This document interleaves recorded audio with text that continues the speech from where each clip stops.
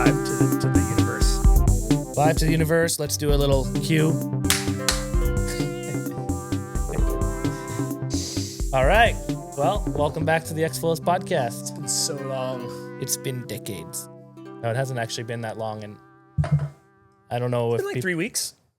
I don't know if we can keep this up, keep our conversations interesting, Walt. Well, we just need a new foil sport every few weeks to talk about. Yeah. No, we've talked about foil driving. Am I giving it away? Am I giving away the focus of the? I guess it's on the. They've already clicked on it. They already know we're going to talk about foil drive. Yeah. The last time we sat down and talked, we really talked a lot about parawing, which is super rad. And I had a couple of really good runs now in Puerto Rico for the first time, so I can really talk about it. Yeah, the 2 days of good wind we had that I unfortunately flew out, and I wasn't here for those 2 days. But it was good to see you send a couple runs. Yeah. And then right on the end of our last episode, we were really getting into foil drive. Because We've just been foil driving. There's nothing else. Well, there hasn't been else to do. There's waves. So no wind and waves. So we've been out foil driving. Yeah. So November has been pretty bad here in Puerto Rico for wind. Historically bad. I've talked to a bunch of different people. They're like, I've never seen a season like this. So many days with south wind, like north winds, northwest winds, just a bunch of weird weather patterns for November. So finally, like last week, it feels like it kind of kicked off. We've had a couple good days. You went to the west. It wasn't as good for you, but we had some good days here. But the surf's been good, right? So, surf has again, been like good. If the surf's good, I'm stoked. Yeah. But I was bummed that I missed some of the wind because I'm kind of, we'll talk about these babies right here, but I'm pretty frothy on doing some parawing downwinders. But that's not what we're here to talk about today, Dylan. Why not? Because we got to talk about foil drive. Foil drive. When I was first getting into this podcasting thing, there were a lot of episodes and everyone was like talking about foil drive and everyone was talking about foil drive. And I think there was this huge boom all of a sudden. And I don't think it's gone away. It's just kind of, it's just become part of our norm that, foil drive is part of our everyday accessory now. Like, what are we going to do? Are we going to go prone? Are we going to go foil drive? Are we going to go winging? Are we going to go downwinding? Parawing, downwinding, foil drive, downwinding? Like, what are we going to do? But I think foil drive is... Sorry, that was our signal. I think... Quick to the bat cave. Yeah.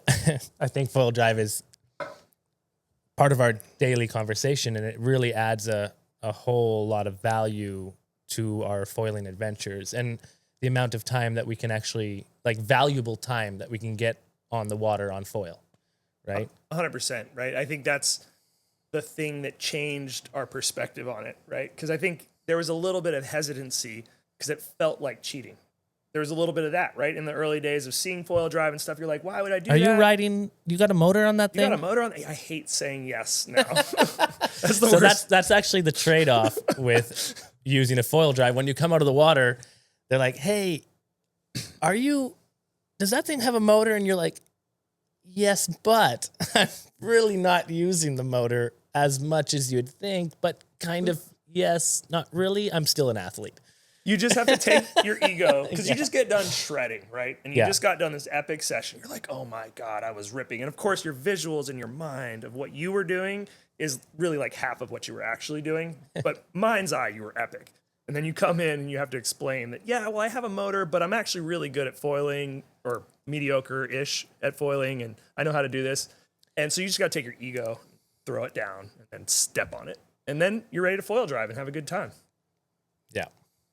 Yeah, it's interesting. Mm-hmm. but anyways, so the full circle's been, right? Like we were like, this seems weird. We're doing all these other sports and proning and, winging and whatever. And it's like, do we want to bring motors into this game? Because our only experience was the e-foil. And the e-foil is an incredible vehicle in the water, but it's like a jet ski or anything else, right? Like it didn't have a high performance feel to it. It feels very activity driven, right? You're like, oh, I want to do something today. You're like, you want to do an activity, like go out and e-foil. But I just don't.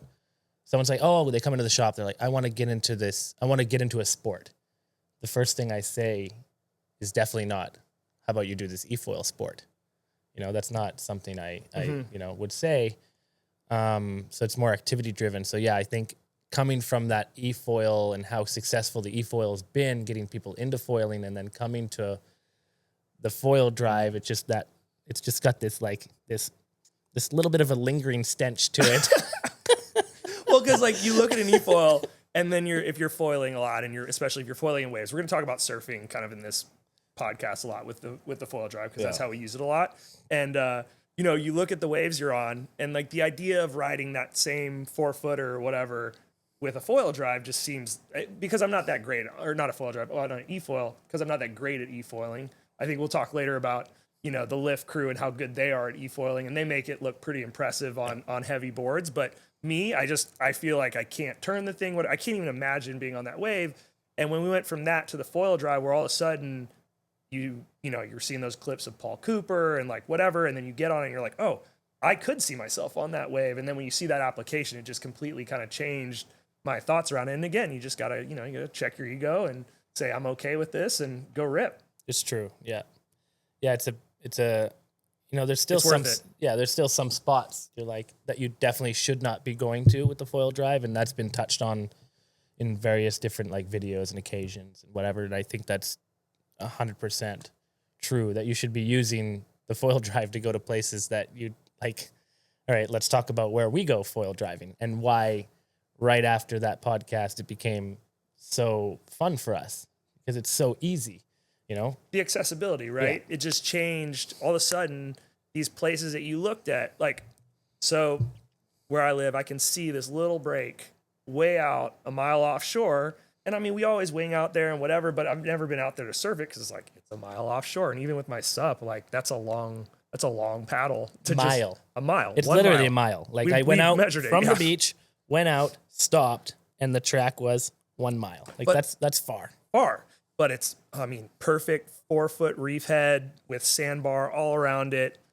Beautiful little peak, breaks, down to a 2-foot wave on up. And then obviously we all know that reef section, right? Like there's waves everywhere there. But all of a sudden, those days where you'd be going to prone somewhere or whatever, or La Ocho, because it's too small and nothing else is breaking, there's no wind. Now we just hop on the foil drive, cruise out there, and we have this magical break in the middle of the ocean to ourselves. Instead of like ramping up the jet ski. Or instead of that like, too. Would we ever go set up the jet ski, put the sled on, drive out there for a 2 to 3 foot day? No. You don't tow in a 2 to 3 foot day. You'll definitely foil drive it, and it feels like you're surfing. Like I think with the I don't know why we wouldn't. You could definitely tow those days. It just feels like a lot of effort and a lot of mobilizing to get to a wave that is so small. Although we're foilers, those are rippable waves. It's just another tool. I mean, it's just again the ease of the foil drive, right? Yeah. Like we don't have to do all of that work to get to that same place. I just think the accessibility. I could bail on you. And I can still go. You could bail on me. I did bail today. Yeah. So there's that, you don't need that second person. Thank you for publicly shaming me. I mean, let's talk about Arlen. You don't. Oh, that's great. Yeah. Okay. So, hey, why don't you give us a little heads up on like origins of foil drive? I know there's a lot of stuff we're going to cover. But like, what's up with the company? I know you've met the guys. Like, what are you thinking on all that? I haven't met with them a bunch, but I know where they've come from. I've heard their story. I know what they've developed. I know that the Gen 1 was, what's the deal? Why look at me like that? I don't know. I tried to be like the host for a second. It just fell apart. All right. I was like, let's ask a question. Let's do this professionally.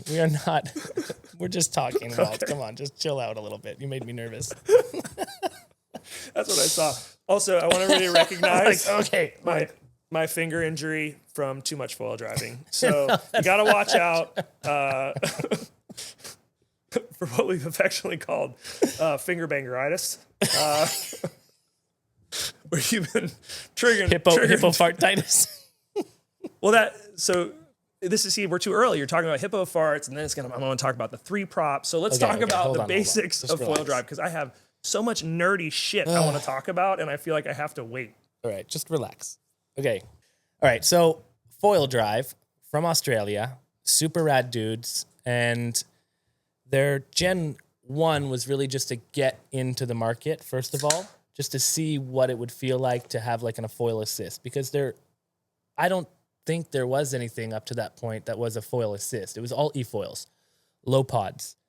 And then having something, whatever, it was a lunchbox with a hobby battery in it, with cables, like everything you could source yourself and put it all together. And there have been people that have done that, right? They've put together all these components, made a homemade device. And this was essentially a foil assist device that they marketed and launched with their name, and, you know, had customer service, and they were making it for the community. Dude, just flip it. No, other way. Flip it down. All right. I was like, are you fucking serious? Okay. You might just want to edit that out or keep it. Don't worry. I think it's gold, probably. Yeah. Okay. So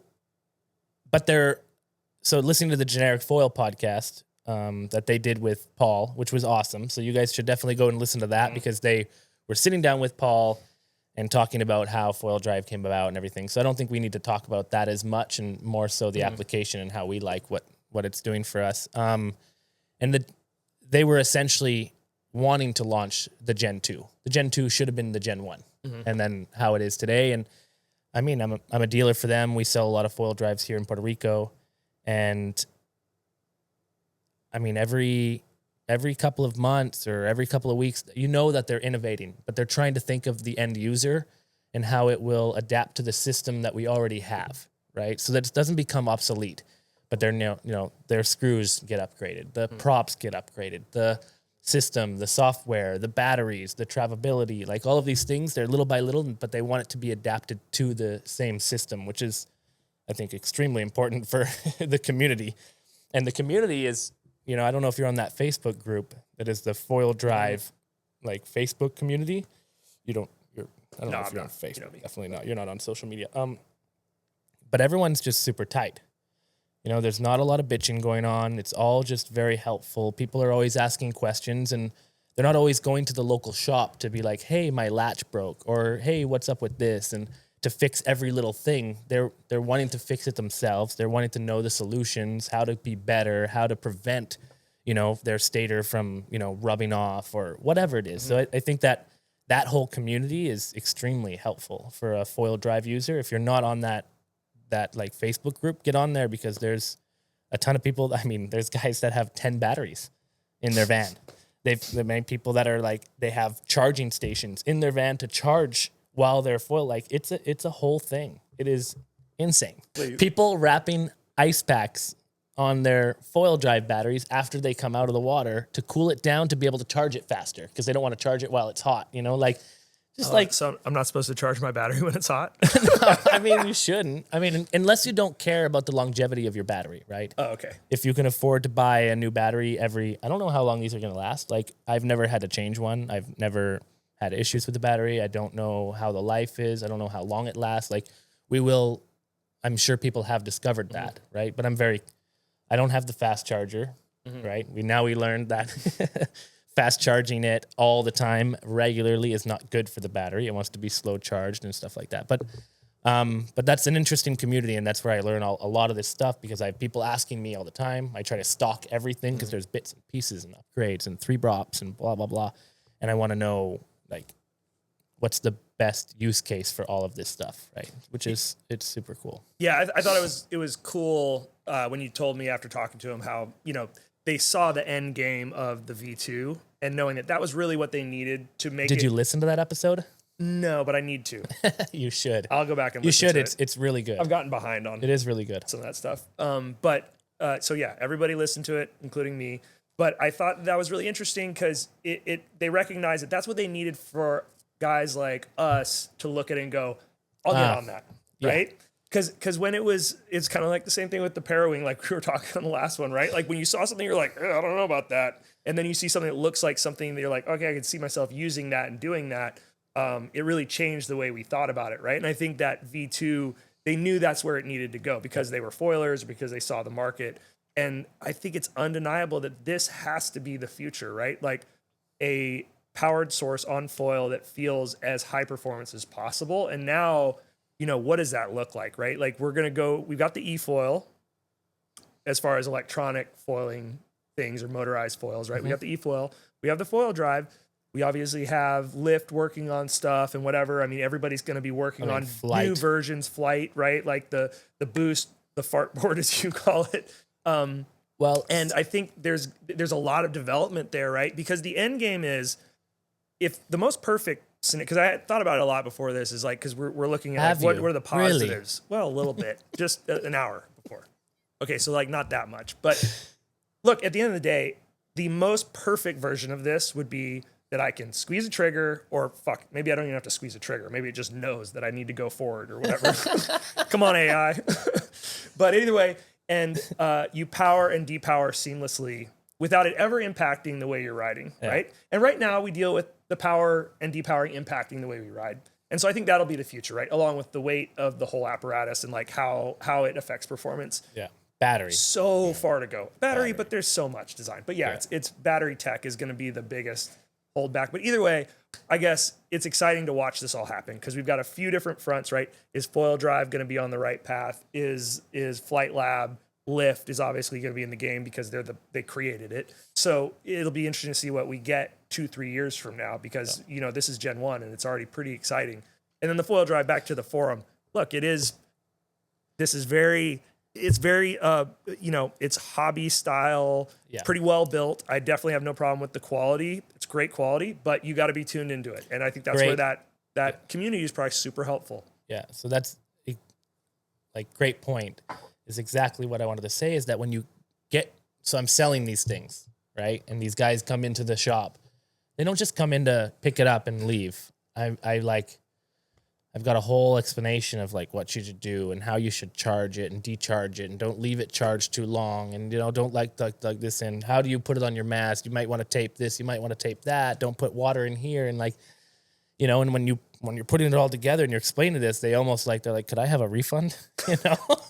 Oh, I remember when you handed me my case for the first time and I opened it up and we all thought it was really complex having all these bolts and coming from surfing, everybody looks at foiling and goes like, oh my god, look at all this. You've got 5 screws, they're in the parking lot, and now we've got like 1,000, right? So we went from that thinking that was so complex to this, because I do remember when you showed it to me, I was like, Jesus Christ, this is a lot of parts. Is this a Lego?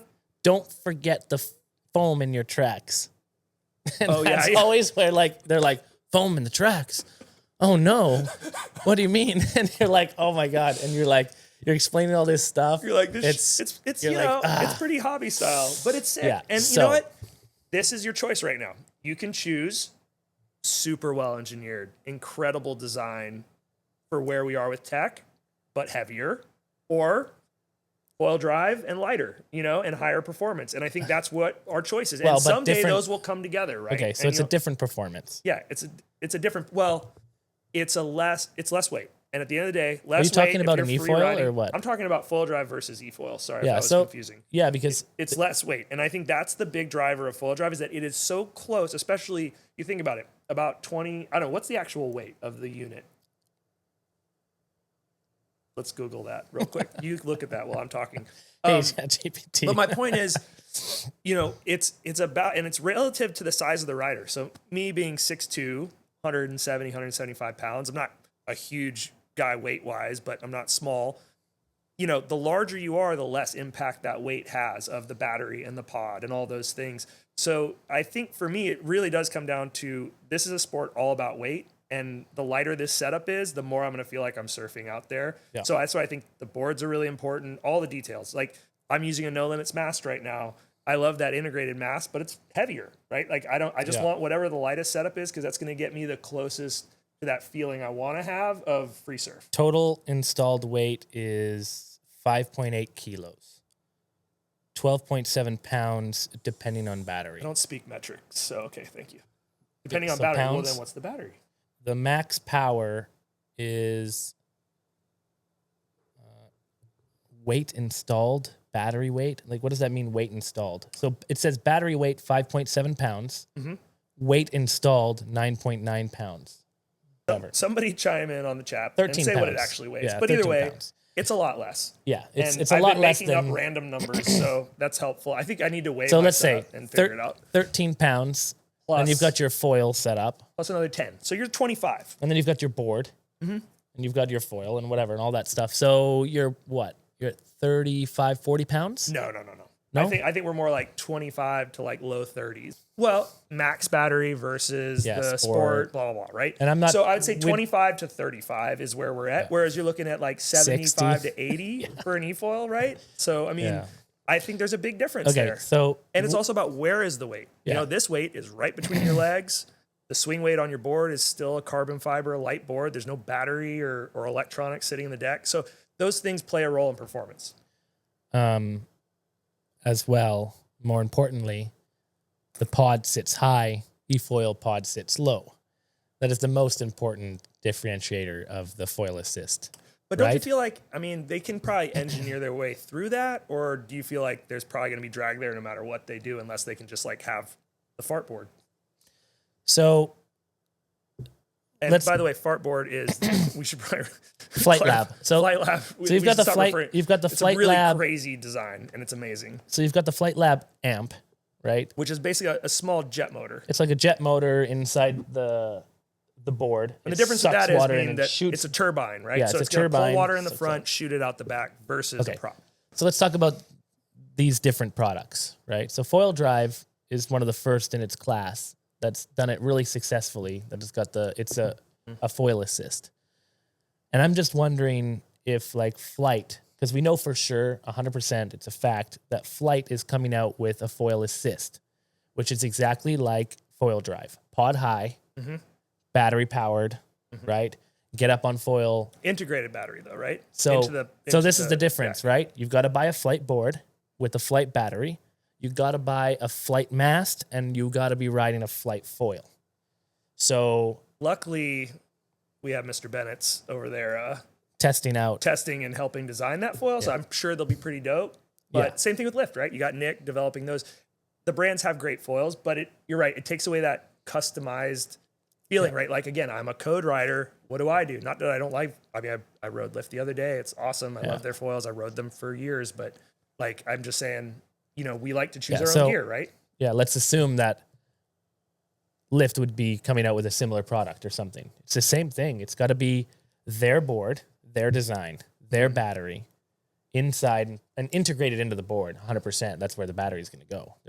Flight, Lift or whatever, they're not going to make a external box. Like they're not going to do anything assisted. It's going to be a whole product that carries their whole product line. So if you're riding a Lift or you're riding a Flight, you are riding a Lift or you're riding a Flight, unless you're tinkering with adapters from foil parts or stringy or whatever, right? But that's the difference. And I've tried to wrap my head around it because I'm contacting Flight and I'm thinking in the future of like what this foil assist market's going to be like, and it's been extremely successful, and it's very attractive because it is the ultimate, right? We're here, and the ultimate goal is there, which is completely free ride experience, powered in any conditions, right? Like you can just do what you would do with a paddle, with a wing, with a kite, with whatever, and it doesn't feel any different, right? Like that would be the goal, I guess. And if they can get there, the most elegant solution is hands down integrated mast, right? Like that's where it'll be 10 years from now. And we won't really care probably because there'll be enough brands that we kind of choose the foils via the brand and whatever. But for today, Foil Drive for me, I get to ride my stuff. And I think that matters a lot right now, But I'm really excited to see. I mean, we don't even know. Like we're talking in a vacuum. The Flight Lab stuff hasn't come out. Lift, we know something's coming.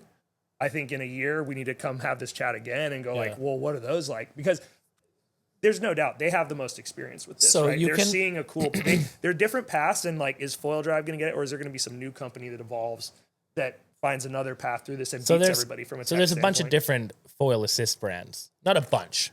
I mean, there's got to be some knockoff. There's one that's like the Stoke, which is just this long torpedo battery thing in the like lot of drag, like huge pod. And then there's some other one that looks exactly like Foil Drive, So, but Foil Drive is like their customer service and how they're dealing with all this thing is just, they're just murdering the market. They got all the riders. They're tuned in. They're getting the right feedback from the right people. I mean, that's a lot of it too, right? Like to push this stuff, you got to have the best people. I mean, that's the best thing that happened was that Foil Drive went and got all these amazing riders to start riding this stuff, because that feedback loop has got to be just so good for pushing it forward, you know, and also showing people unfairly what it's capable of. I mean, right? Like you see these videos and you're like Paul Cooper, Josh Koo, like all these guys. Josh who? Has he done any podcasts before? I think he's done a couple. Have you had him on yet? Not yet, no. He's great. He's a great guest. And an awesome dude. Doing a lot for the sport. So, but yeah, I think foil drive is just, it's been influencing the community because I think we were all hesitant to accept that a motorized foil would be part of this thing. But as soon as we did it, and I think maybe you could I'll talk about my sessions and stuff, but like, what was that like epiphany moment when you like use foil drive and you're like, okay, this is legit. Like this should be part of what I'm doing and how I want to session and whatever. Yes. I mean, so early on we talked, I'm sure on the podcast, a bunch about it. We talked with Mickey about it. And you know, there's this the whole like, this 6 months ago before this summer. This like purist when we thing, first got it, right? Yeah. About it, and you're like, I don't know. I'm never gonna use it for a downwinder. Like, I mean, I can paddle. I can paddle. Why would I use it for a downwinder and blah blah blah.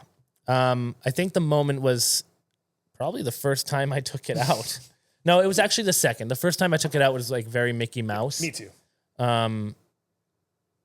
The first time I took out my own foil drive, I borrowed one from Josh Koo at the FSLR, whatever, the foil race league in Florida, and had like a little go on it, and it was kind of fun. I'm like, I can see the potential. And then when I put it on my board and went out for a prone session, and it was big, like the waves were pretty stacked up in Go U, and the wind was offshore, which was amazing. And it was just like these clean peelers. There was nobody out there. Nobody could paddle in with a foil. And I was just catching them like way on the outside before they'd break. And I was just riding these big clean waves and until it got crucial and I was already on foil. And I'd like peel off the back and I could pump with it. I didn't even have to like back out, you know? And I was like, oh shit. Like all I'm using is the motor to get going to foil. And then I like, cause it was like, I don't know, 14 knots at my back, and I was like pumping out. Yeah. It was like so easy. I was like, oh, this is amazing. But you realize it's a little harder than that when you don't have 14 knots at your back. Yeah, but you can still pump with it. There's so much to talk about. We can get into this. Like we haven't even talked about sessions and how it's evolved for us. But yeah, same kind of thing. I had a session like that, and it changed the way I thought about it. Yeah, just amazing what kind of waves you can get into that you're not having to paddle into, that you can surf, that it's not crucial. You know, you've got a leash on. I'm surprised actually how many people ask me, oh, do you wear a leash with foil drive? I'm like, hell yes. You know. Well, it's like, again, it's the tool. It's because you're thinking about an e-foil. And you're like, oh, why would But there are people that use leashes with e-foils, but it's not very common. Like I saw Mike Leeson out the other day in Shacks. We were proning and he was on an e-foil. The waves were small. And I was like, oh, what if he did crash? And I'm like, oh, that board could get pushed in. Maybe it's so heavy that it just doesn't move very fast. I mean, right? Yeah. I don't know. But no, he wasn't wearing a leash. And I was like, oh, yeah, you don't need to wear a leash with when it's super chill, it's not a big deal. There was like 4 of us out there and an e-foiler. Like, I think that's the thing is like people just, again, it can be used kind of like an e-foil. It could also be used to boost yourself into a 6-footer, right? Yeah. And I think those are very different worlds to play in with this thing. And we've talked about that in the past. It's all about the application. You said it the last podcast we were on. It's all about how do they're just power sources. How do we get on foil? And I think foil drive just given us another way.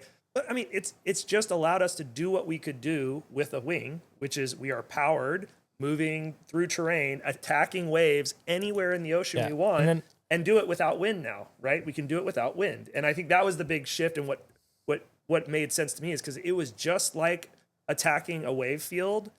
Like my first session at Shacks, because that's like my home turf, we did it. I got it. We had like kind of mediocre conditions here. You and I were like playing around in like some shore break crap, right? Just figuring it out. Yeah. And it was cool. And I was like, oh, look, I'm riding waves, whatever. And I figured the pop out and the transition.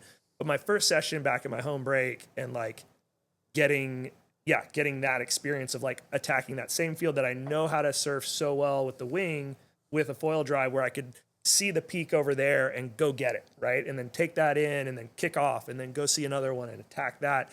I mean, it's just, you can do that pumping, proning, but it's you got to really work to get to that level. And then there's also, there's just like a performance enhancement of, you can really tune down your cardio, you kick out, pump a little bit, right? I'll pump to connect 1-2 waves, but once I get to the end of the set, I'm going to just drive all the way to the back. And you'll do 2 miles of just straight surfing, like where you're just catching 30 waves without stopping. It's crazy. I've got tracks here, so I'm going to throw up some tracks now, whatever, on the YouTube. Oh, the ones we were getting, those tracks to the outer reef are crazy, like 9 miles. So a mile out, and then just like, 10 to 15 minutes on foil because I was getting tired or I didn't see a wave in the distance, so I'd stop, but you could do 40 minutes on foil. No, like one wave. Like, I don't know if anybody knows how the Dawn Patrol works, but it's like, it starts when you start to where you stop. It's like a speed tracker and it counts as one wave, right? So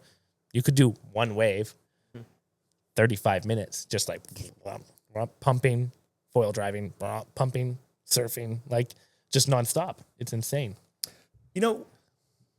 Those days were crazy, right? Like that, like, cause I texted you, I'm like, dude, I'm going to try and foil out to what's it? Well, we don't have to talk about the name of the break, but I foil out to the break. No one's going there. It's called El Barco. That's what they call it here. So I'm going to foil out to El Barco and, I'm going to check it out. And so I go do that and I come back and I was just like,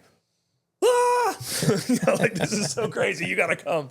And it wasn't even a good day. It was like barely breaking, but the wave was there and I was having this insane session by myself. And so Dylan came back the next day and then it was like 5 days in a row, dude. We just fired it out there. But one of the that was a crazy experience. But one of the coolest things I discovered in that is that, the downwind back was so epic. Yeah. Right. And I've been hating on it. It was like, almost my favorite. I know. Part of this session. It was so crazy because I was just hating on like, oh, this is so stupid. Like I can parawing, I can paddle up my sup. And, I did one downwind run in like my first week with the foil drive just to try it, and it was really awkward because I wasn't used to it and I wasn't dialed in on the pod and whatever. But man, we were having these just great downwinds with no wind in backwashy bullshit conditions that would have sucked to downwind through normally and having a great time, right? So I think it just kind of opened my eyes that like the application of this is huge. Like for us, I thought it was just surfing and I'll probably still won't downwind with it a lot. I think it was really cool that I get to downwind after my surf session, right? Yeah. Like that was a cool combo. But I think the application there, again, like we were talking with the parawing, it's great. People can get into downwinding with the foil drive. And I think that it's a great tool, again, because that fucking paddle up so hard. Yeah. I did a downwind with the foil drive. And I was going to make a video of it. I like recorded the whole thing and like, it's so hard to go through all this footage and make something useful. But I was like, okay, I was filming it. I'm like, I'm doing the thing that I said I was never going to do. I'm never going to downwind. I am a purist. I will never use a motor to downwind. Yeah. Right? It was all in our heads. And why? Who cares? It's just ego, dude. Yeah. Just go have fun surfing. It's all different. It's just different experiences. So my experience, as you asked, what did you ask? I don't know what I asked. How was your experience? Oh yeah. How was your experience? So I go out and I take the small battery and I'm motoring out super slow with Roy and Gio because they're on the sup. And I'm like, okay, I'm just going to cruise at 25-30% throttle because I don't want to burn my whole battery. And I got out past Isla de Cabras all the way out to the break. And then they started to paddle up and they're like, oh, we'll go ahead because you'll just get up and go. But I mean, if they get up and go and then I get up and go, I'm not faster than them because I have a motor. No, they're gone. Like they're gone, we're gone. Like it just means that I waited longer to get up, right? Because I'm not faster than them. Because, no, you're probably going to fall more than them because you're on a pod. So I, Roy gets up and then Gio's on this tiny 600 on his 88 liter beater, whatever. It's just so otherworldly. Like I don't even know what he's doing. He's levitating. So it took him half an hour to get up that day. Anyway, I motor up and I get up on foil and I turn my remote off. And I'm like, that's it. And actually it was at I only used 8% to get out and to get up. That was it on the small battery. So I turned off my remote and I was, on a high aspect foil and I was downwinding it. It was my first downwinder in months because we had no wind. So it felt like, oh, cool, I've got a motor. And I was out there and I actually, there is a clip on my YouTube of me downwinding it with my thoughts. I'm like, damn, like, what if my remote breaks? Like, what if just all these thoughts came to my head. There's so many components that are going on. It's not my own will, right? Like with the paddle, it felt like it's up to me. If I can get up and if I can't get up, and my equipment for sure, foil size and whatever, but it's like, it's my will to get up and paddle up and my force versus I'm just laying there on a 30 liter, 40 liter prone board with this motor. And I'm like, no more juice or the remote's broken or there's connectivity issues. And I'm thinking, fuck, it doesn't feel, it doesn't feel as cool as I thought it would be or as safe, I think that's just that was just like one thought that came to my head. And then the rest of it, downwinding, it wasn't.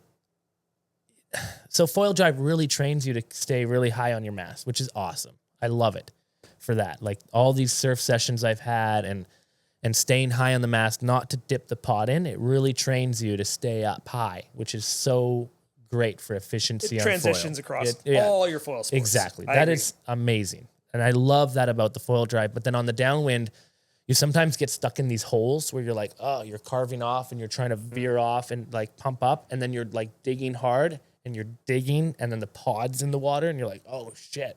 So it wouldn't matter if I could just motor out of it, but then it doesn't feel as pure. So I think that's the one thing I think there is kind of a tool for that with the foil drives, that you accept that you do have a motor and you don't turn your remote off. And if you get good with it, because that's kind of what I figured out on the downwind on the ways in, because we would hit that backwash section, right, where you're cruising, you're on these big rollers, and then we'd hit that weird backwash section where it'd be really weird. And if you get, like Dylan was just saying, like you get to a stall point where you need to recover, and normally when you're downwinding, you just give a couple pumps and you're out of that stall point. But what happens is when you get to the lowest point of energy is when you get the highest amount of drag because your pod dips, right? Yeah. And then now you have this challenging, like really hard work of pumping out of the water with the pod in the water, which is really challenging. So I think that's where, like, when you can get good with your finger, your trigger finger. It is also, I'm left-handed, so this is just a Thanksgiving injury. I love that you brought that up. Everyone turned it off. They're like, these guys are jerks. These guys are jerks. Exactly. Sorry, I've just been joking, but this is my tendonitis finger from while driving. But when you can get it dialed where you can kind of, you intuitively know to pace the motor at the same pace of your speed. Yeah. You can hit the pod, give it a quick little bump to help give you a boost, just like you would those two pumps, and then you're back on downwind, right? So I think there's I guess what I learned, and also downwinding in the gorge, not a river, with Paul Cooper, watching him when at AWSI and doing a couple runs with that whole crew. I mean, the fluidity of when you get really tuned into this thing. Exactly. It's just an extension of him. He doesn't ever miss a beat off of anything we would be doing foiling, because he's so good at it. And I think it just takes that time. So let's call Paul Cooper. You want to call him? I don't know. I've never called him before, but that would be funny. That would be funny. We should call Frank at some point if we talk about his sports, talk Frank, because he might answer our phone. There's no way Paul Cooper's answering your phone call. He's probably on a flight or something. Oh, anyways. It's true. He works. Yeah. But I just think that there's a lot to be learned on how to use it with a downwind, and I mean, I'm sure we're not going to use it that much for downwinding, but you're talking from your experience. The person who doesn't know how to downwind, this is an amazing tool. So, and think of all the people who've learned to downwind using it. Too. Let's take a break. We're going to take a short break. I want to talk about exactly that, my experience for downwinding, learning how to downwind, and the application of using foil drive to learn how to foil. It's not as straightforward as you think. I've been teaching a couple people, and there's a curve to it. Yeah, we're back, baby. I guess the downwinding thing was a little bit of a surprise for me, and I think it goes back to that this is a tool to get you on foil, and obviously it has its weight impact and its performance impact, but once you adapt to that, it's probably What was the applicable surprise? to a That it lot of wasn't things. as good as you thought, or That the downwinding was better than I thought, that I was enjoying it, and that the weight actually played this positive role of inertia, right? And I think that was the really interesting thing that happened, is that like when you build speed with this, now all of a sudden you have all of this inertia because, you know, you got more mass. So because you have more mass, the pump, as long as you can't make mistakes as often with a foil drive, right? Like that's the problem. You have more mass, you have more inertia. So when you make a mistake, to correct it, it takes a lot more energy. Yeah. Whereas like if you can stay in that sweet spot of that like low cadence pump and keep in the energy, it kind of just, it's easier than downwinding with a lighter board. But so there's a lot of challenges with the pod dipping and whatever that come with that. So, I mean, to explore it more would be cool, but there's no doubt that as we look at racing and stuff, we recognize more weight means more speed. Yeah. That's what we realized That's doing why Roy's bulking up. Yeah. That's why we were doing that. Look at this, baby. Full drive season, baby. That's what we realized when we were coming down, like, well, whether it's downwind or whatever, down current, down with the waves, back to the beach, down swell, back from we had 1 at least mile. 2 to 3 mile an hour winds at our back. Yeah. Or at our face. I'm not really sure. Sometimes, yeah. That the weight adds, man, the amount of speed that you get with that weight and how it carries is super interesting. You're like, damn, maybe I don't want the lightest foil mast on the market. Mm-hmm. Maybe I don't want the lightest board on the market. You know, as long as you can get it up on foil, that inertia and how much it carries for probably specifically downwinding, right? Because you want maybe that adds to speed, that adds to burning bumps, whatever. For surfing, yeah, the lightness helps your, you know, your carving and the turns and how like lively you are. But for the downwinding specifically, I'm like, when you're not turning as aggressively, and you're just like going in a straight line, man, wait. Once you get that speed, it just carries longer, right? Yeah. I mean, I guess it's physics apparently. So that was cool. So there's just so much to learn about it. And then, you know, again, the customization of it allows you to really choose your experience based on how you tune your rig. The board is probably the most impactful thing. Obviously, your foil is always impactful, but the board's the most impactful thing to how the foil drive performs for you. Yeah. And I mean, I think it's a good, you know, Randy using it with the SUP really kind of perfected that. I mean, he's pretty flawless in how he uses that as far as, you know, dude, he could probably be out there for 5 hours with that SUP with that one battery. Yeah. You know, it almost doesn't impact, but he still has that ability to get to the outer reef and whatever, all the way down just to cruising, you know, prone boards, you know? Yeah. Yeah, for sure. The board has a huge impact, like its shape, its size, it's the you know, the this is my board Frank just made me for foil drive. I was using the so I am partial to the Enigma, or not to the Enigma, but the Enigma is a mid-length to a mid-length for foil driving, just because, you know, I can flat water start my small foils no problem basically in any conditions with a mid-length that's like 55 liters. Is what I've determined. 178 pounds? Yeah, 170. Yeah. Oh. And lean and mean. It was coming off summer, you know? So I don't know where I am now, but I'm pretty close to that. I usually fluctuate right in there. But either way, you know, having that ease of takeoff speed and that buoyancy really helps. Now you got to be comfortable surfing a 5'5" board to do that. I'm coming off of surfing, you know, an 8-footer all summer basically. Yeah. And so for me, and winging a lot, right? I don't come from like a hardcore 3'10" prone background. I come from, you know, winging these big boxy stupid things. Now we've evolved to like more aggressive surfboard looking boards, which I think makes a lot more sense. Yeah. And then downwind boards. So no more soap bars. Yeah, no more soap bars. So I really feel good about the mid-length for me personally, but I am 6'2". So, you know, I've got a bigger stance and whatever. You're the perfect foiler size. For foil drive, maybe. Although I would argue maybe Paul Cooper is. I need more weight. I gotta bulk up. I need to be like 200 pounds and throw that thing around. The more weight you have to carve that thing around makes a difference. It's less impact of your right. Like it's less of your total mass, and you have more control over it. Yeah. So this is definitely the one foil sport where being heavy helps. That's right, baby. Dad bod. Dad bod. Someone at New Maruno like 2 days ago, I went kiting and I came back with my shirt off. She's like, "Oh, you're fat." And I was like, "What? I'm not fat." I'm like, just like, I put on a couple kilos for sure, but I'm had a still kid. like in You shape. look great. You look great. I mean, look at me. Fuck, I'm just like, I'm just ready to put that muscle on. You're in your bulking stage. You're bulking to shred down when it comes downwind season. I told her it's foil drive season, like, and she didn't get it. Obviously, you guys get it. Like, I don't think it's lazy foiling. You know, I don't think you're putting on weight because of the foil drive. When I say it's foil drive season, I don't mean I'm gaining weight because I'm foil driving. I'm just like, but that's what we all think happens when you start foil driving. It's a lot of effort. It is. So learning. I mean, that said, you do everything. So it's like, again, foil drive is one of our multiple tools, but it's quickly, you know, in a world where we have less windy days, it becoming becomes your most popular. Yeah, I'm 75% of my sessions are on the foil drive right now. Hopefully we get some wind over the winter, but if it stays this way, I'm not complaining. I mean, some tow days, a couple downwinders, 4 or 5 good days on the you know, foil drive, I'm psyched. But so mid-length, I'm choosing. I think it's great. I'm comfortable on it.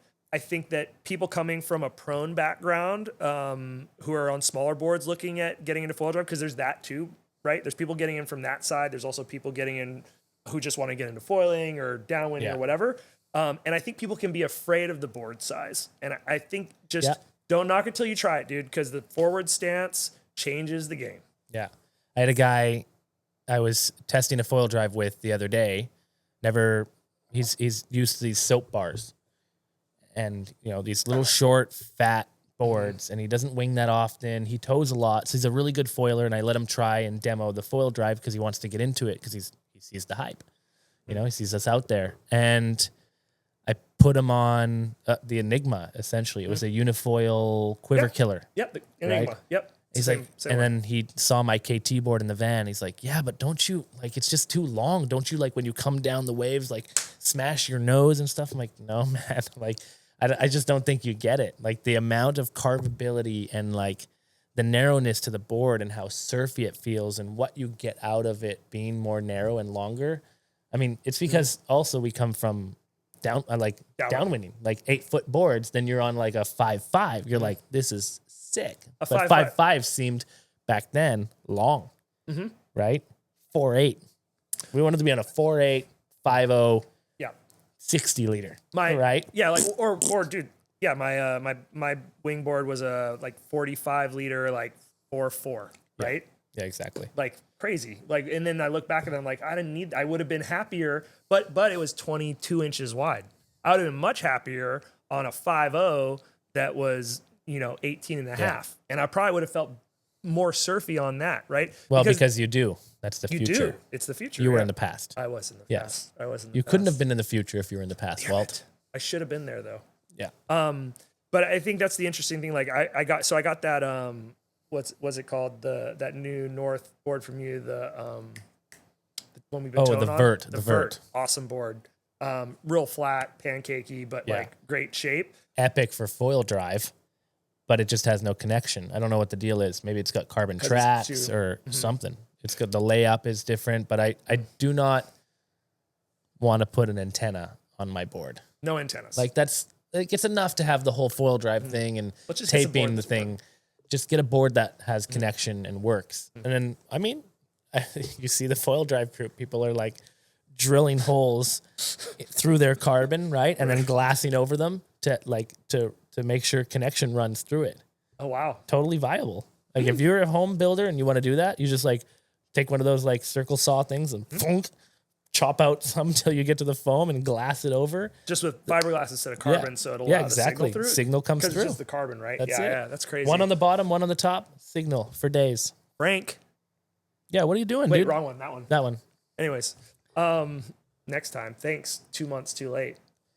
I mean, yeah, you put it like a portal. I'm not drilling a hole in Frank's board, but it's fine. No, look at that thing. I'll just figure These it out. things are beautiful. All right, so to get back to the board.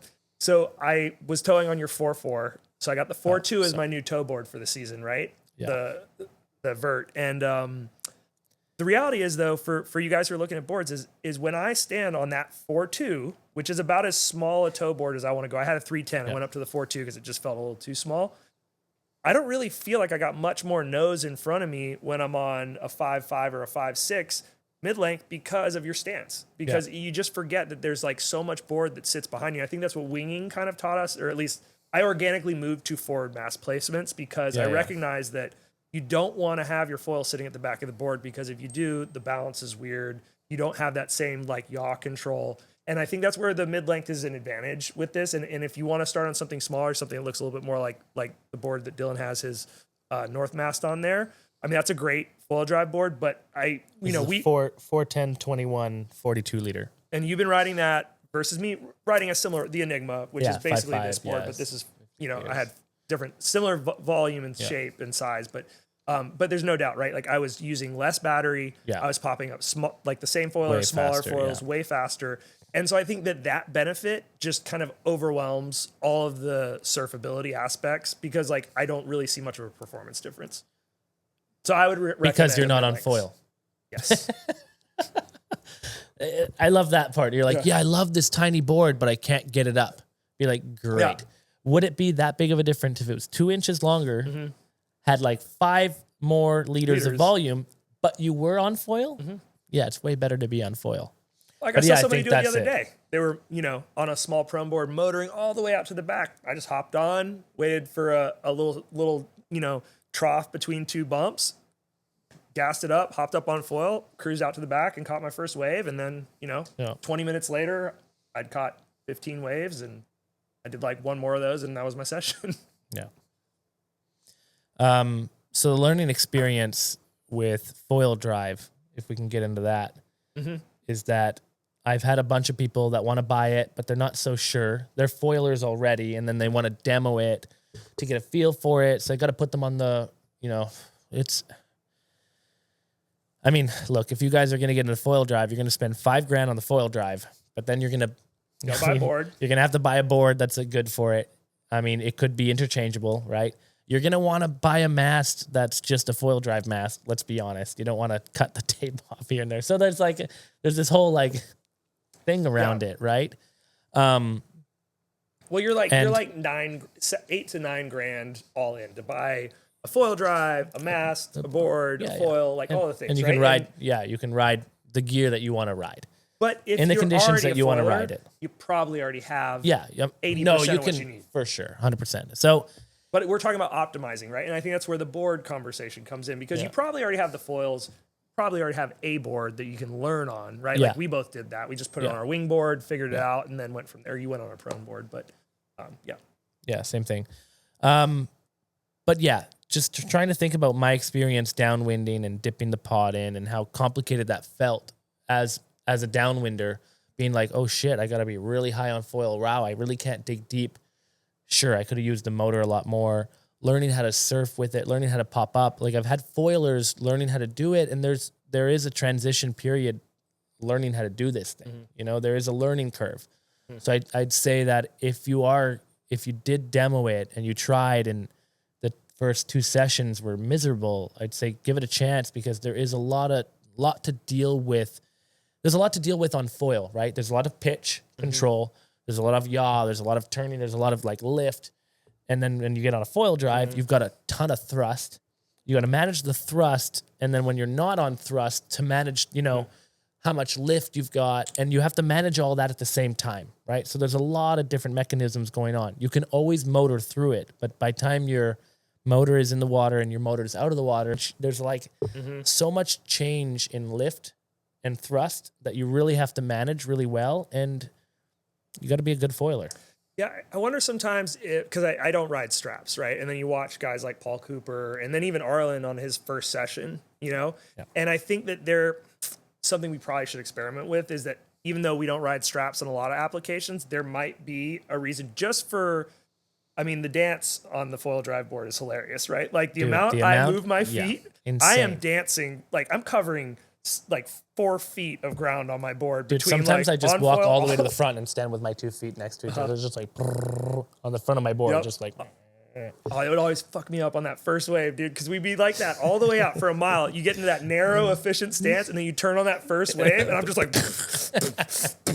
trying to get the nose up because I'm standing too far forward. Yeah, anyways, it's a whole trip like that thing, and I watch those guys, and it's like, well, you're locked in. so you can push pull more, so you can throw more weight forward, throw more weight back without moving your feet. Whereas I think you and I come from this, it's all about the skills you bring in, right? Because we go from this downwinding where we've been working from, this wide surf stance foiling to this like narrow downwinding stance. And you kind of utilize, I'm sure everybody who watches, cane foiling versus, guys with a surf background, like you see the difference in the stances on the board and whatever. And I think that when you have no straps, you're moving around a lot. Maybe it's better to just be like locked in and just shifting weight back and forth and having that push pull. Especially on a smaller board. I think that's where it really makes sense on a small board. Mid-length, maybe you walk around more. I don't know. Yeah. It was just kind of an interesting thought because it is. I definitely miss some good waves because, and it'll come in time because I just am not quite in the right stance, right? Like I haven't moved my feet back enough or whatever. Like sometimes I'll just not jump to the right spot on the board because there's so much movement happening. And then all of a sudden, like I make a mistake that really is more position based on the board than it is about like my surf ability because I just didn't get to the right place because there's so much movement happening. Whereas, straps, you wouldn't have to deal with that. Yeah. You'd be stagnant and then you'd work with your weight. You'd work with your weight, right? You'd be pushing forward, pushing back. I move my feet so much. It's insane. Yeah. Anyways, for you strappers out there, you might have an advantage. We're not sure. You definitely have an advantage in throwing airs, of course. Yeah. So, what do you think about this trench? Trench? Oh, yeah. So I've had a lot of people ask me recently. I've never tried one. I've never tried one. Let's be true and honest. So, as people who don't know anything about it, we'll go ahead and give our expert opinion.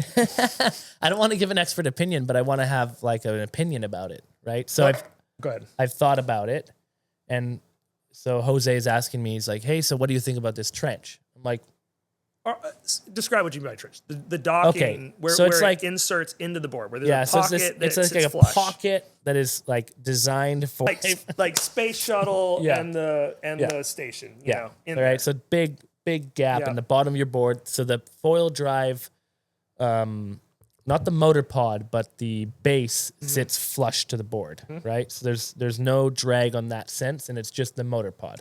Yeah, it's putting yourself in a place where the battery is integrated into the profile of the board, just like an e-foil or something. And so you're based off your exact mast length instead of your mast plus the battery pod. So then you got to put a longer cable. Yeah. So those are the things that I was thinking of. I'm like, okay, so you need a longer cable so it doesn't hit your board. You might need a longer mast so that your pod is further away from your foil. Let's talk about that. Right? Like, what did you start on? What was your first mast you used with foil drive as far as length? 85. Right? That's what Josh Koo told me to use. Yeah, that's what I used too. And we both are on the 80 now, right? And I think it was because the 85 was incredibly tippy. You were at like a 90, 100 centimeters, because I was on an 85 no limits, which is even longer, right? So I don't even want to talk about that. But it feels very tippy and like really out of sorts, right? Even if you're used to winging on like an 85 centimeter, it just feels like really high, and then dealing with the pump and the pod. So I think 80 for me is like, I have enough forgiveness. Yeah.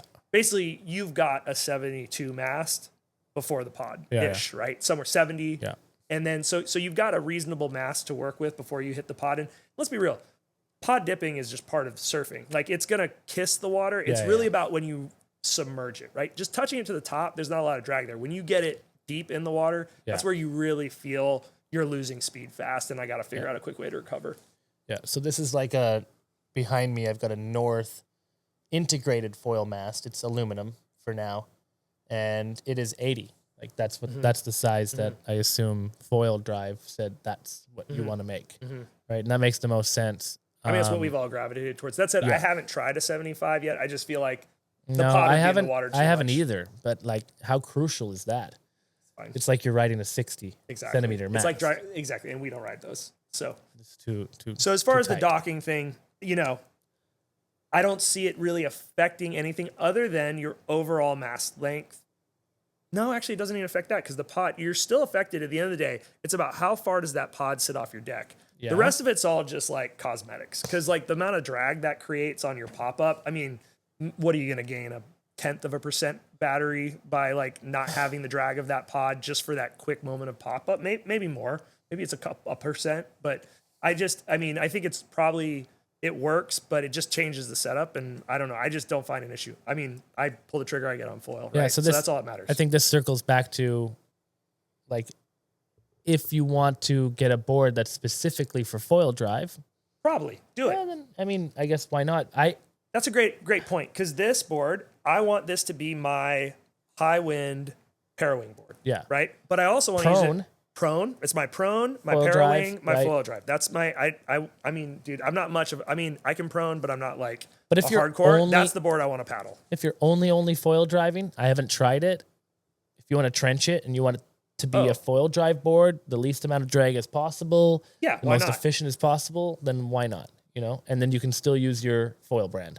My gut is, I'm just so happy to have this as is. I'm waiting for what do those next iterations look like? Like, I'm not worried about a trenched board. I'm worried about what does Gen 2 look like. But you know me, I'm gonna use this thing for 6 months. Something else is gonna come out, and I want to try that, and then like we'll move on, right? So it's all relative. Maybe.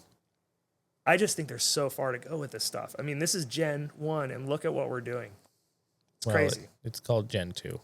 I know. But we already agreed. It's a Gen 1. It's a Gen 1. Yeah. Cool. So let's talk about, I mean, one of the experiences I've had recently was the 3-prop upgrade. Oh. And it really is impactful. And I wasn't expecting it to be so impactful. And I don't know, I just feel like since we're talking about boards, we should talk about that too. For sure. Because I do think there's a big difference there, and it makes sense, right? Like if you think of 2 props spinning and the impact it has, and then an electric motor, right? The amount of torque that is in that electric motor, it's not the same as what we think of as a combustion engine, right? Mm-hmm. So we're not really impacting the battery life as much by adding that 3rd prop as I would have thought, right? Because of just, I mean, I'm not some engineer. I'm sure an engineer is going to be like typing right now, telling me everything I'm saying wrong. But what I understand is either way, we put the 3 prop on and we both picked up like 20% efficiency on our batteries. Yeah. And the hippo fart is like a half a hippo fart, and I've got more power. So once I tune my controller, like how does that affect the longevity of my session? Like I went out with a 3 prop and granted I'm better now, so I'm more efficient, but because I've had more time on the foil drive, but what normally would have been an hour session, I did that whole session, same thing. And I came in, I had 53% battery left instead of 25 or something, you know? So I think that there's like a lot of efficiency gains that can happen as you get better at it. And that's why I think choosing the right board, the right equipment, it's all really part of that to make sure you can kind of stretch out those sessions. Because that's the only bummer, right? Having to stop in the middle of a session to go change your battery. Or it's a nice water break. Yeah. I mean, you could do an hour, change a battery. Like, you're going to have multiple batteries if you're going to be foil driving around. But I hadn't tried the 3-blade prop because until I completely overhyped it. Yeah. You're like, dude, totally worth it. Definitely need it. You should do it. I mean, when the whole thing's like $6,000 or whatever, and this upgrade that gives you 20% more efficiency is 165, it's like, definitely do it. Yeah. So if you're ordering one, get the 3 prop. Yeah. So we were wondering, like, why would you sell the unit with 2 props instead of 3? Right? Is it also an why upgrade? does Lyft still use a 2 prop? Is the other thing. You know, I guess less drag. They're foldable. These are foldable. I know. Their foldable prop is 2. Oh, their regular one's 3. Their regular one is 3. Okay. I guess because they have so much battery, they don't care. Yeah, they've got battery for days. Yeah. All right. Okay. Well, that question's been answered. I guess. Need to ask. Yeah, I guess. I don't know. It doesn't matter. And less drag, right? Because their pod is in the water the whole time. 3 versus 2 makes a huge difference in that sense, right? So I never thought I needed the 3. I'm like, what's the point? Oh, I felt the same way. Why dip into my inventory? You know, I'll ride whatever I got to ride if it takes me longer to get up on this 40 liter than it does. But so I put it on yesterday, I think, whatever. And huge difference. Less. That was maybe my favorite part. The sound completely almost went away. The in and out of the water, of the transition between motoring and not motoring, way smoother. Way smoother. It doesn't kick as much. Yeah, right? A lot less kick, which is strange because it's more power, right? So, I think it's because there's less ventilation between, I guess. Right? It's just like it's more consistently hitting the water, so there's less of a gap for it to like be doing this all the time. Yeah, totally totally worth it to have 3 props for sure. Yeah, I gotta go get on the. I'm bad. I need to get on the app and like retune my controller because I've got too much juice. Like I can't even. I full throttle and it's like I don't almost feel too much juice. Well, again, my boards are more efficient than that little sled you're riding over there. Yeah, he's waiting for the new MIDI to come. The MIDI's coming for him. He's just waiting. Yeah, I mean, or a 4-wheel drive board or whatever. Or whatever. Yeah, whoever sends him a board next. Or the newer swell is better. Am I plugging for somebody to send you a better 4-wheel drive board? Is that what I'm doing right now? I mean, anybody listening, send Dylan a length for this 4-wheel drive. Hello? 4-wheel drive, come on, guys. North. Mike Raper? Yeah. Why don't you have one of those? I mean, you had that MIDI at Hood. That thing was sick. I'm telling you, North's new mid-length shape is really pretty nice. So yeah, I'm excited to see those in the shops. Should we get Frank on the phone?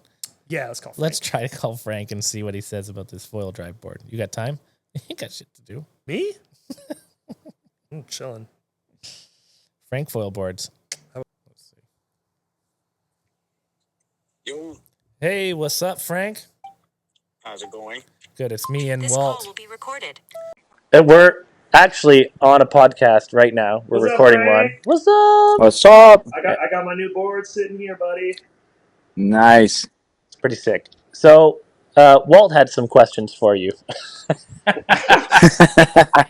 I'm kidding. We've just been hyping up your boards. He's super stoked that he got these things into Puerto Rico. Put the pads on yesterday. Couldn't fit the bolts in because your tracks are too short.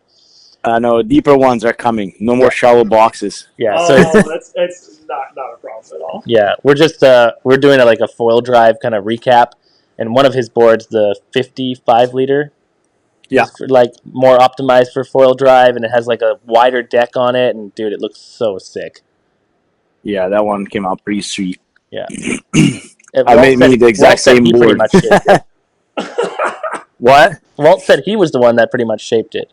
Yeah, basically, I flew over there. He gave me the idea, because he wanted wider. He wanted the wider tail for the off-center stance. Yeah. And then I was like, we're like, yeah, let's do squash. And then I sent him the picture, and then he edited the picture on the iPhone, draw the hip on the tail. I was like, oh yeah, that's gonna look sick. And then I changed it, and he was stoked on it. I was stoked on it, and that's how it happened. I made myself the exact same board. No way. Oh, you did? It's yeah. So great, man. The stance it did exactly what we talked about. It just opened up that offset stance a little bit, which I'm so frothing to get a session on it. Yeah. Yeah, there's plenty of room for your back foot. I used it at Caja the other day. I was stoked.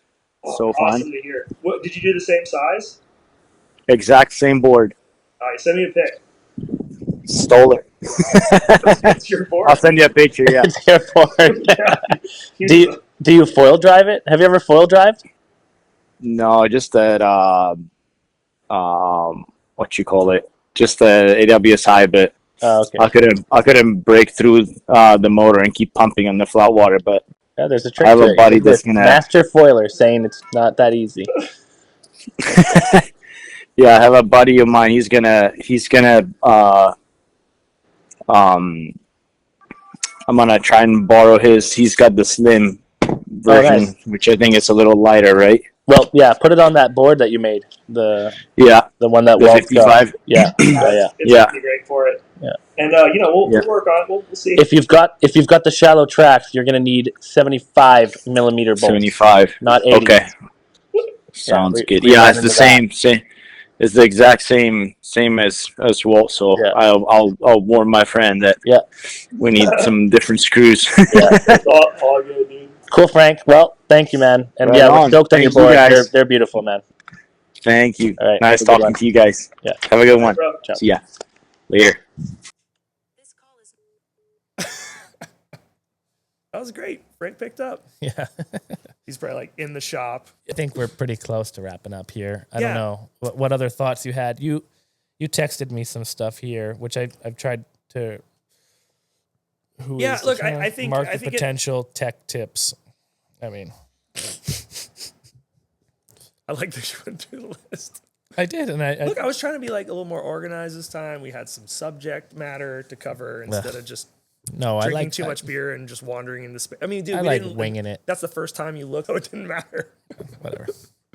No, I think that, like you were saying early, these guys are focused on evolving the platform and adding components. So keep your eyes up, pay attention. If you already got a foil drive, I think just like the Parawing, if you've been following this foil thing from, when it birthed at either, whether you were coming from downwinding or from a surf background or from a kiting background or whatever, and you've been part of foiling and you've been evolving through all these sports, you probably have a lot of the skills it takes to just grab a foil drive and get on it. If Learn you don't, into it, yeah. and if you haven't been doing that, it's a great way to get into foiling. But just like any type of foiling, it's gonna take work because foiling is not easy.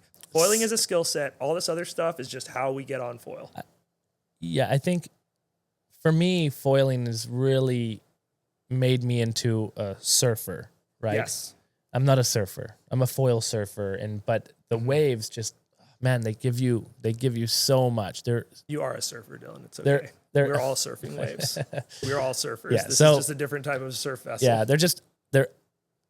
you just can't predict them. They're always different, right? And I think the foil drive it gets you onto a lot more waves and that you can hone in your skills. And there's days that where you won't need to use the foil drive. The foil drive is just a beautiful tool to get you, to have more fun. It's all about just having more fun. Mm-hmm. Like if you're having fun out there and you're not pissing too many people off, I think it's a great tool.